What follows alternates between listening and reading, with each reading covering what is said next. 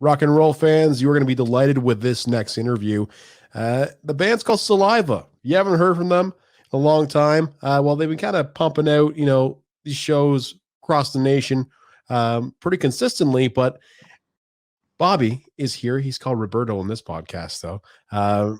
He's the singer of Saliva, and he's here to talk about the band's first new music in 4 years. The single's called Revelation, man. But first, Bobby, how's it going, dude? It's going good, man. Thanks for having me. Thank you so much for making the time. First, we got to get this out in the air. The show's called Meet Me for Coffee. It's an entertainment and music podcast based around conversations over coffee, like a kind of a conversational style coffee date with me. Do you drink coffee? I do, and but not. I try not to this late in the day. And I've actually been trying to cut back lately, and I've been doing more decaf. Okay. How do you take it? But hey, man, I love coffee. I need it, especially on the road. Yeah, absolutely. How do you take your coffee? I like, believe it or not, man, the best thing that I've found for the past couple years has been the Cinnamon Toast Crunch creamer from the store. And if you've not had it, it's like, man, it is way too good. So I feel like I can't drink anything else other than that now. You Americans have so many different varieties. Up here in Canada, I feel like it's just like, cream or no cream. So it's right. It's entertainment. It's entertainment for me to go down to the southern border, go down across the border and see all this crazy stuff on the shelves that we don't have. That's amazing. Yeah, I feel like that's the one that, and you can't always find it, but usually it's available. So I like that one, but yeah, I mean, I like sometimes regular cream too. It just depends. I mean, if you don't have access to that particular one, but I mean, sometimes, dude, if I went to like Starbucks or something, I would just get it black, and then I would bring it back to my house and I would put that cream in it. If Starbucks is listening right now, that's a pretty good option to have on your menu because my friend loves it. Revelation Man, the first new music from Saliva in 4 years. It's about a guy who can't accept his own struggles with addiction, and he hits rock bottom, and that's the only way he sees the light. What is the whole concept? Where'd you derive Revelation Man from? What's the story behind it? Like, is it from some actual happening in your life or someone's life? I mean, probably multiple occurrences with me, but I, this whole record reflects a lot of the struggles and things that I went through. And I would say, as we just put this, we started writing a couple years ago, and, we tour a lot. So to just dedicate 2 months straight to recording to make a record just doesn't work that way for us. We have to spread it over time. So, when you're writing, we don't really think about, oh, let's have a song like this or have a song like that. We just, it's a riff and, oh, that's cool. Let's put this together. And then the vocals come after. And as I'm living with the songs, I just, sometimes I'm feeling it, sometimes I'm not. And this is where I record everything, right in here. Honestly, like, here's believe it or not, I sit right here and my computer's right here, and I track everything through this SM7. So what you hear is all done in this room. And it's interesting because a lot of people don't know that. That's super cool. But yeah, I end up sitting in here and I'll write. I like to work at night typically. But with that song in particular, it's more of just, about a guy that can't accept, his addictions, but he basically has to go to hell to see the light and come back. Had to die to find a revelation, had to die to live a revelation. And I actually co-wrote it with this guy Zach Malloy in Nashville, who has co-written a lot of big rock songs. And he was a singer for the band called the Nixons from like the 90s. He's a great writer, just great. You know, there's another guy, Blair Daly, that's a partner of his there in Nashville. I write a lot with too. And that was just one of those songs in particular when we were kind of discussing on what we're talking about, what we're writing about. Oh, absolutely. And do you find co-writing with others, does it help you? Like, how does it help you? I think lyrically, yes, it can, because they can take what you're trying to express. You know, that's what these dudes do, like daily, man. You know, they're writing every single day, so they know all these different scenarios and they know what you're writing about, and they can kind of take that and raise the bar a little bit, I guess. You know, with what I'm trying to get across, because I might have a line that's great, and he's like, "Oh, I see where you're going. What if it's this?" You know, and you're like, "Wow, it's cool to have two perspectives," and that's how music is anyway. Like, you know, it's like people, you know, being able to have their own perception of the song is great. I mean, you know, some guy might think, "Oh man, Revelation Man, this is killer. I'm gonna work out to this and get pumped up," you know, and then you know go, you know, go to the gym and get ripped.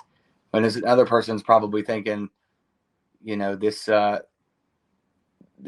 makes me hits the feels a little bit, and knowing what this guy's going through and stuff. Absolutely. It goes through like all the angles of music production as well, right? Like you go record a record, the same person who mixes it should probably not master it, right? That's the whole kind of rule. Like everybody has their own little job to do. And if it could help you along co-writing with someone who can kind of help you articulate your idea, or to kind of like massage it into sounding a bit better to your liking, it can definitely help with your creative juices, right? I mean, I'm sure there's other ideas that spawn from you going to write with that one person, for that one particular idea, right? There could be like many other ideas that kind of come up too, right? Yeah, and you just never know, man. Like every song's different, and I've always liked co-writing. I just feel like um you can come out with the best. It's good to bounce ideas off of people, you know, someone you trust. And you know, it's like this, we're about to go to release another single after this one that was, you know, not co-written. It's just one I wrote right here in this room, you know. So you never really know how how it's gonna go, and I don't shut it out ever. Like I always like co-writing, and just trying to write great songs. You know, I don't want to rewrite the same song over and over again. So Yeah, I mean, like it could be kind of a tricky thing, writing a song. I know there's a thing called writer's block, but that goes for everybody. There's, you know, the writer's block for guitar players and bass players, and you know, I'm currently in one too, right? Where I just keep kind of screwing around with the same thing, and I got to put it away for a bit and just kind of clear my head. yeah, I think that's really what it is that sometimes you just become unmotivated, and it's finding that motivation again. Because there was a time I didn't want to do anything, and I was like, I was kind of over it.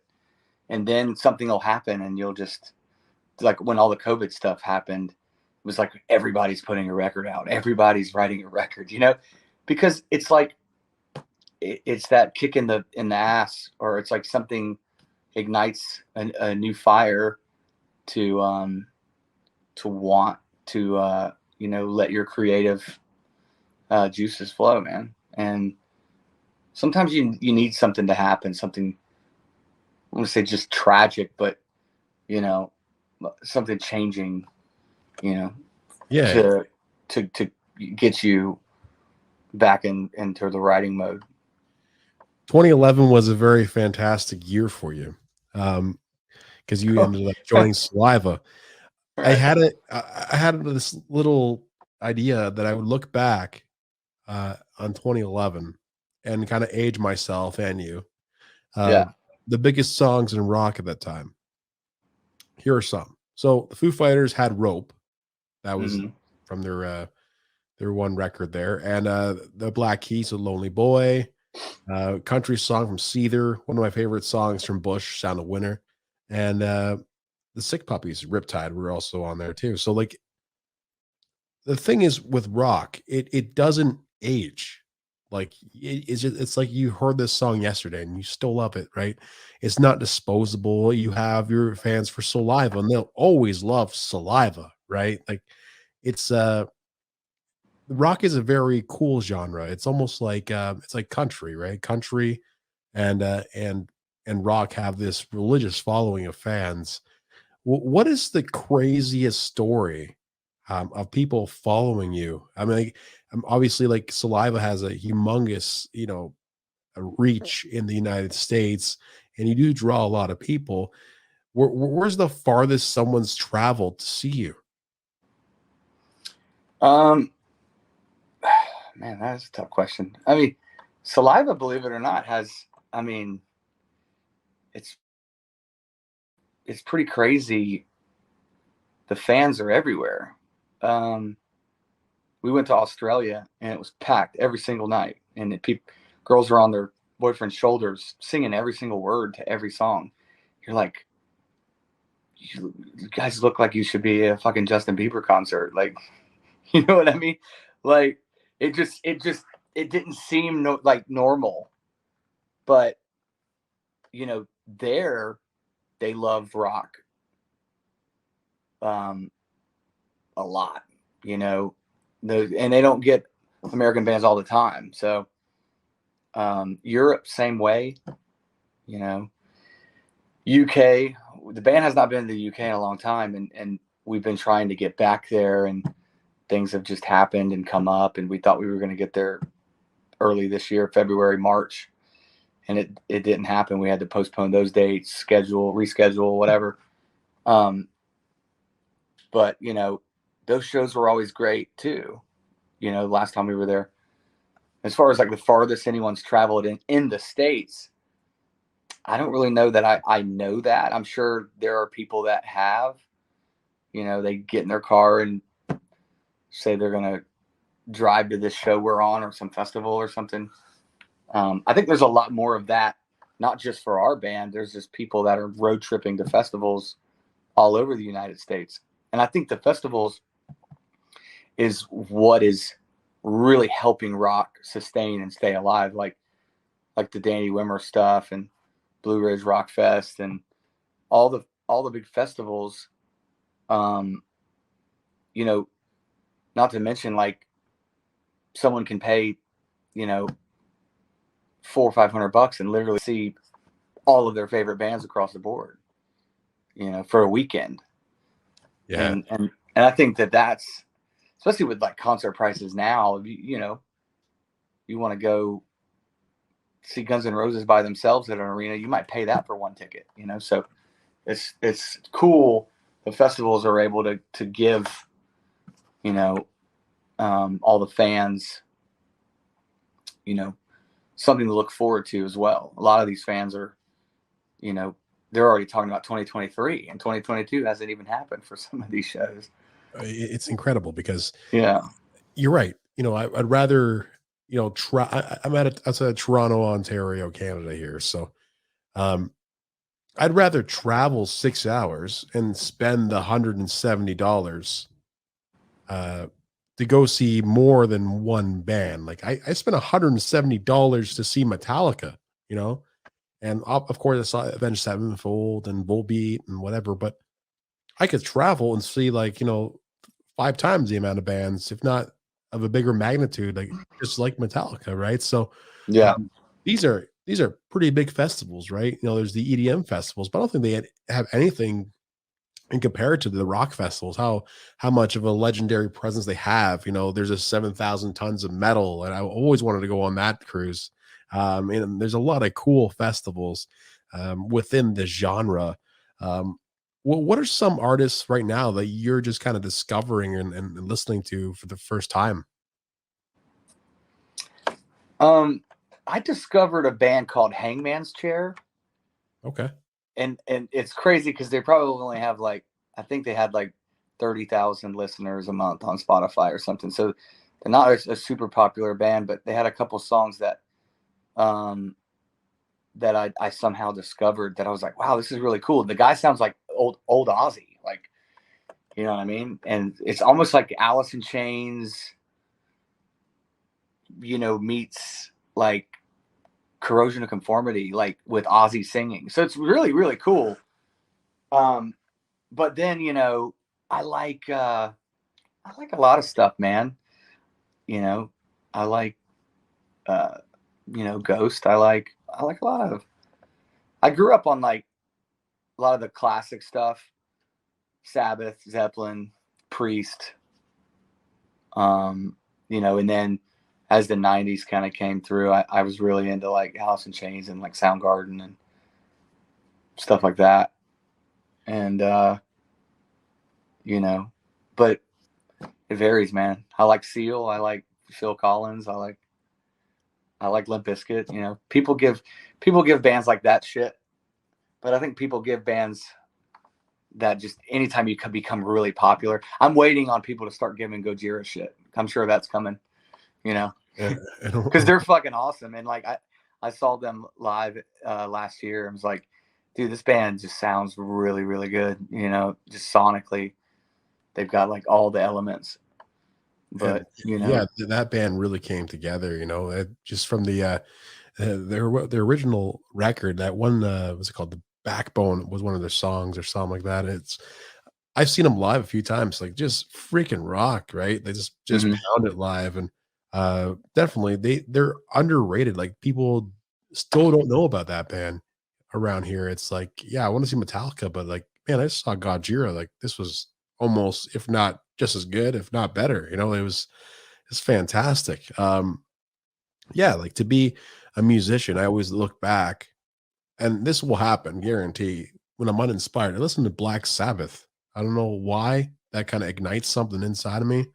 And then, you know, yeah, I just get back to being me, you know. So it's but you have to broaden your horizons. You can listen to Seal. I listen to a lot of Latin music. I listen to a lot of, you know, jazz and, you know, R&B and stuff. And, you know, I've also become more open to having people from other genres on my show because of that, right? It's because it's cool. It's cool. It's refreshing. It helps you open your mind, and maybe one day one of the big rock bands will have some, you know, Latin influence in on their music, right? Like, and that would be a humongous crossover.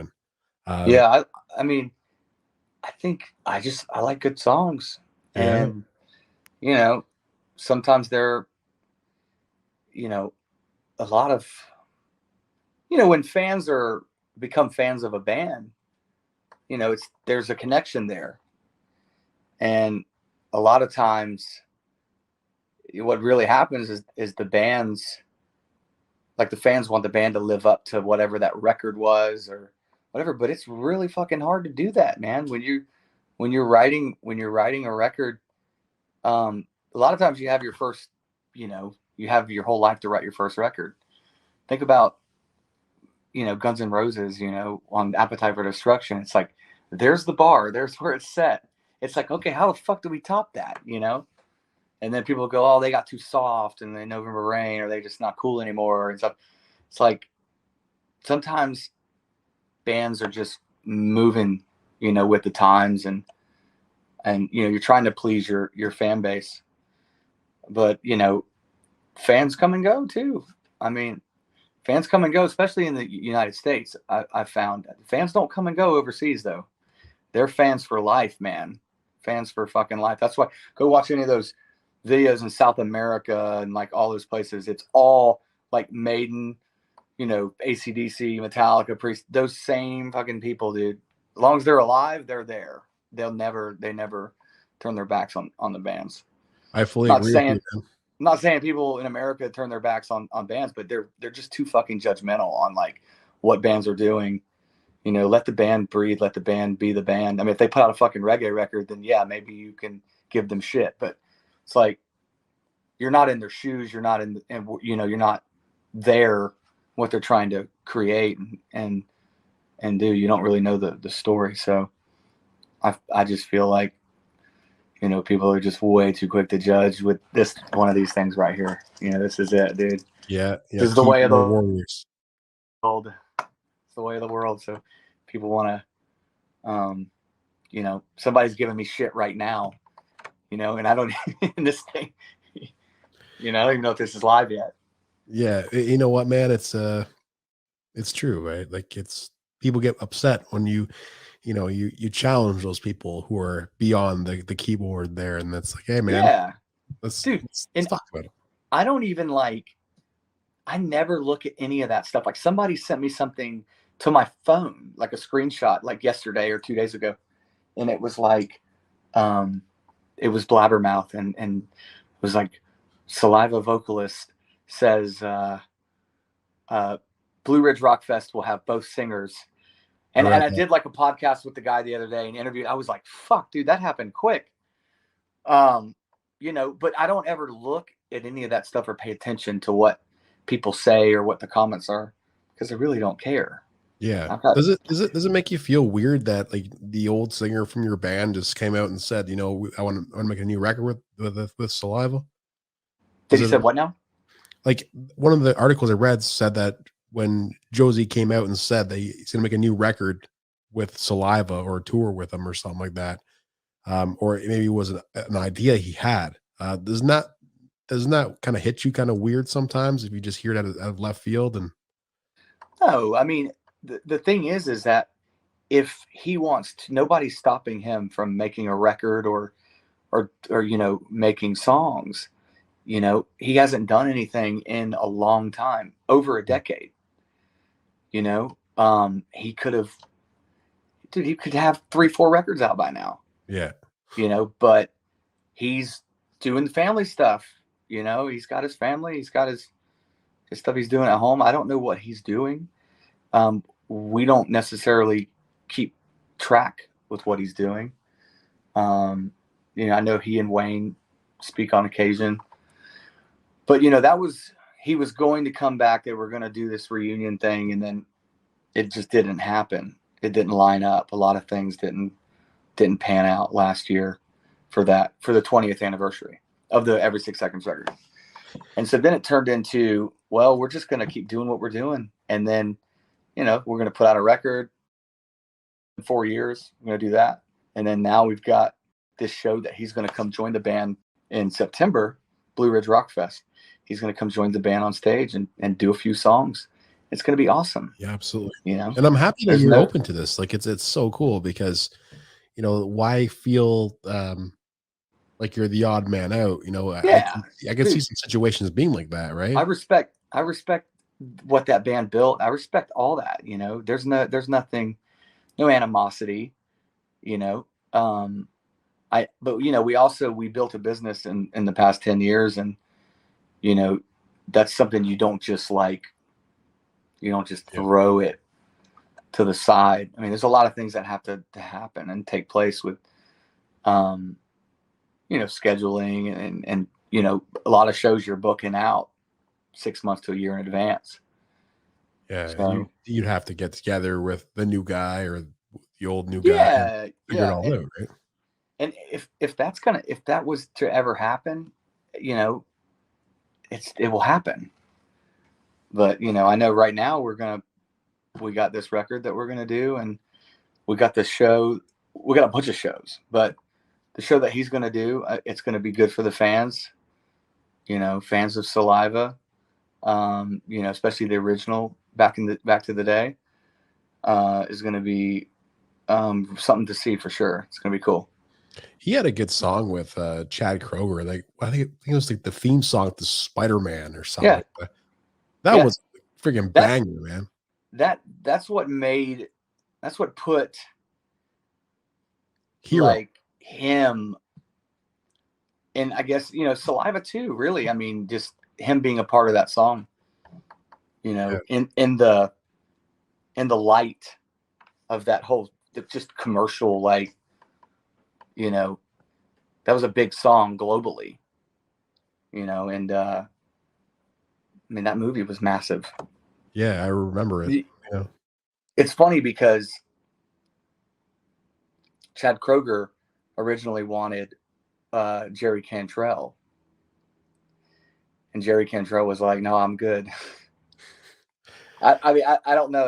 That's just the story that I was told. But he was wanting Jerry Cantrell to play the guitar and sing the other part in Hero. And Jerry declined it. He just declined, I guess. And Nickelback and Saliva were managed by the same guy. And he was like, Chad, let's just get Josie on it. And that's how it happened. Yeah, Jerry Cantrell seems to say he's okay in a lot of things. I asked him to take a picture with him at one of the concerts. He says, no, I'm okay. It's like, all right, sounds good. Maybe I just won't buy your records anymore. Man, I've met Jerry like twice, just kind of in passing or whatever. And he was always great. He was always cool. Actually, one time at NAMM, he came in the bathroom and was at the urinal next to me. What? With Jerry Cantrell. Did you talk to him at all? Oh, okay. No. So he came.